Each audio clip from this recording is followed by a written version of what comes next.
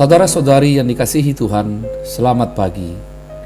Sebelum kita mendengar firman Tuhan, marilah kita berdoa.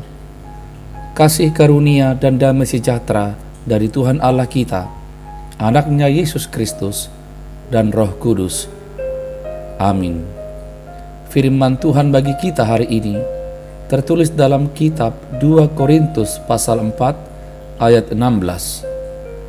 Sebab itu kami tidak tawar hati, tetapi meskipun manusia lahiriah kami semakin merosot, namun manusia batiniah kami dibaharui dari sehari ke sehari. Demikian firman Tuhan.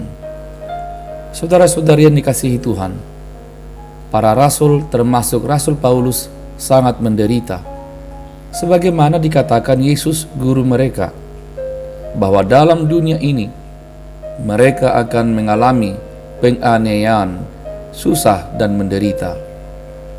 Namun mereka mendapat dukungan serta pertolongan yang luar biasa oleh Tuhan. Hingga Rasul Paulus berkata, sebab itu kami tidak tawar hati, tetapi meskipun manusia lahiriah kami semakin merosot, namun manusia batiniah kami dibaharui dari sehari ke sehari. Artinya, walau mereka benar mengalami berbagai kesukaran, mereka tetap tidak tawar hati. Saudara-saudari, tidak tawar hati merupakan sebuah kata kunci untuk membangun semangat kita kembali. Sebab jika kita tawar hati, maka tubuh lahiriah kita akan mudah merosot. Tetapi jika kita tidak tawar hati, walau tubuh kita merosot, namun manusia batiniah kita akan terus mengalami pembaruan hari demi hari. Apa yang dimaksud dengan tawar hati? Kebanyakan orang mengartikannya dengan hilangnya semangat, tidak antusias, tidak bernafsu, tidak mau peduli, apatis, hatinya dingin, dan seterusnya. Intinya, orang dengan tawar hati akan kehilangan kegairahan dalam hidup. Pandangannya menjadi negatif terhadap diri sendiri, orang lain, bahkan Tuhan. Ia cenderung menarik diri dan tidak mau peduli dengan lingkungannya. Bukan hanya manusia lahiriahnya merosot, manusia batiniahnya pun ikut jatuh dan merosot. Saudara-saudari, Rasul Paulus mengungkapkan ada dua hal yang terus-menerus mengalami perubahan dalam diri kita, yaitu lahiriah dan batiniah. Manusia lahiriah akan terus berubah, fisik kita akan berkembang, tetapi ada maksimumnya. Jika melewati titik maksimum itu, fisik dan lahiriah kita akan merosot. Apapun yang dilakukan, baik memilih makanan sehat atau mahal, baik perawatan tubuh, atau mengikuti kebugaran atau berolahraga teratur, semua upaya itu hanyalah memperlambat tercapainya titik maksimum itu. Pastinya, kemerosotan lahiriah kita, yaitu tubuh, fisik atau tampilan kita, akan merosot seiring berjalannya waktu.